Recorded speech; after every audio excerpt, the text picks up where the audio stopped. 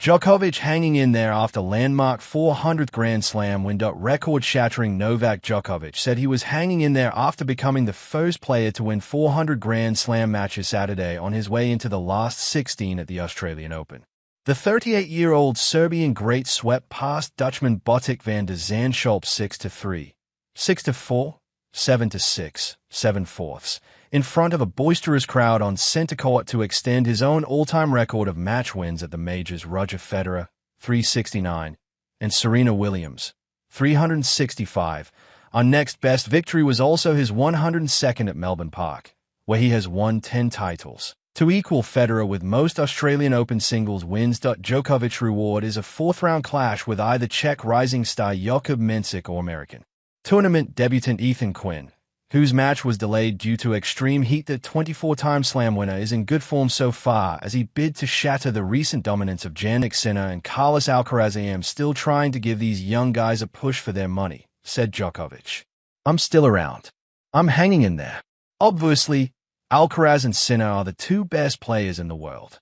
They are playing on a different level from all of us right now, but, you know, when you enter the court and the ball rolls, you always have a chance, particularly here, on the court that has given me the most in my career.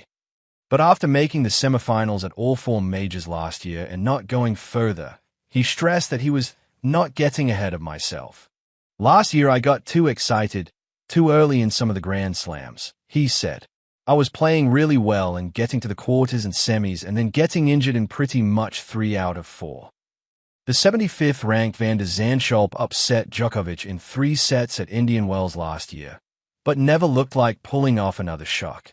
The 4th seed wound back the clock with some phenomenal tennis in set 1, securing the critical break in the 4th game after a mammoth 26-point rally. He broke the Dutchman again on his opening serve in the 2nd set and moved to 4-2, but it was a struggle and he became noticeably more irritable.